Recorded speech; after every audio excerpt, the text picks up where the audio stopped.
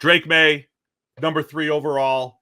I thought the Patriots. Here's my take on this. The Patriots did a great thing last year. Gerard Mayo is fired, but their staff, whether it was him or Elliott Wolf, what the plan of starting Jacoby Brissett, but still giving Drake Maye the 30-40% of the reps early in the season as the backup, which is rare. They usually get 5% of the reps.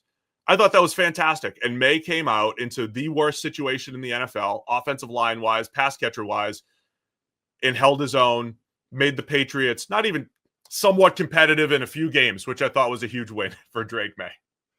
Yeah, I mean, we said this the other day when we were talking about the Patriots and Drake Maye. Like, I don't know that we sort of respect enough just how good he looked despite what is a terrible situation around him, or what was last season. It is remarkable how competent and capable he looked, given that he had the worst receiver room and the worst offensive line in the NFL, I think, both at the same time around him.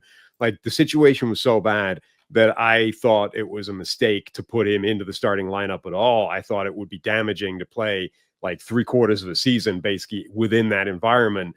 I was like, keep Brissett out there. You're not going to win games. You're not going to win games anyway. You're a terrible football team. You're on the way to one of the top picks in the draft. Like, just take the crappy season and build for Drake Maye next year. But they threw him out there, and he looked good. He was able to not just survive, but play well and not develop bad habits, like not clearly start getting worse because of the terrible situation around him. So I was really impressed by Drake Maye.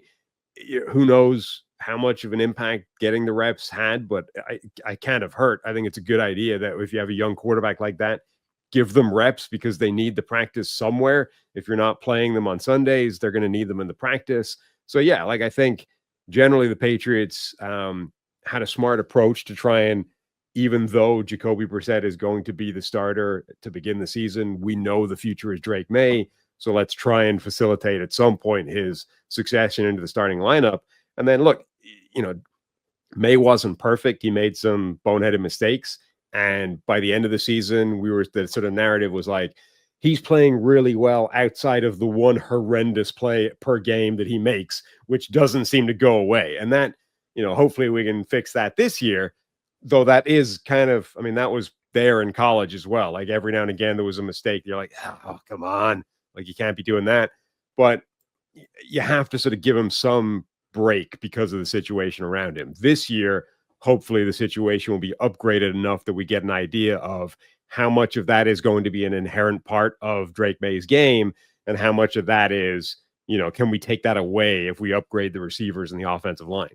Hey guys, just taking a quick break to tell you, hey, just over 50% of you are still unsubscribed to Check the Mic. It helps the channel. It helps to make sure that you don't miss any of our shows. So if you have a chance, hit the subscribe button right now. Yeah, I think if you're describing Drake Maye's rookie season beyond the supporting cast too, you would say big plays, that he brought some incredible big-time throws to the table. He brought some incredible rushing ability to the table too. He had some games with 46 yards, 95 yards, 59 yards. At one point, he was averaging 9 yards per carry because they never had any QB kneels because they weren't winning, but that helps.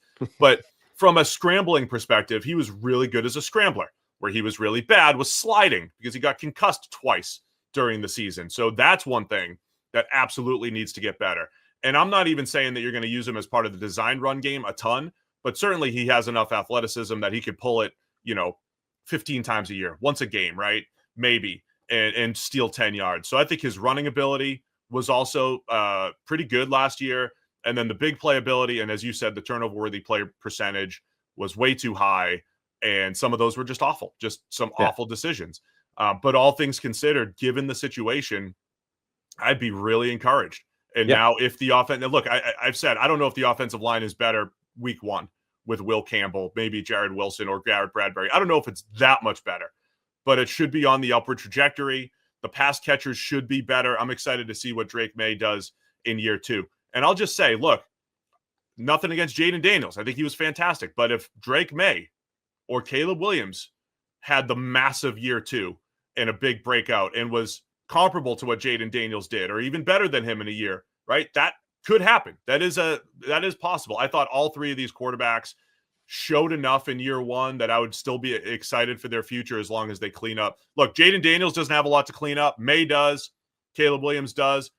But we've seen a lot of year two jumps in the past from quarterbacks. And whether it's Maye or Caleb Williams, wouldn't be surprised if either one takes a massive jump or both this season. Yeah, I have a lot more confidence in what Chicago has done to upgrade the situation around Caleb Williams than I do for Drake Maye. I think they have upgraded it theoretically, but I think there's a lot more theory than there is with Chicago. You know, the Patriots receiving core could end up being not being very good, being much better.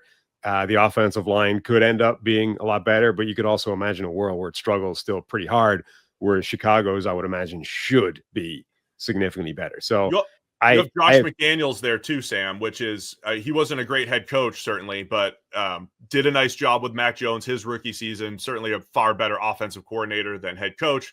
Yeah, that could help as well. Yeah, like the optimism should be extremely high for Drake Maye based off what we saw in his rookie season, but I do have more concerns for him than with Williams about whether they've done enough to upgrade the situation around him. Thanks for watching all the way to the end of our video. For more great content, click here to subscribe and here to watch another video. We'll see you again soon.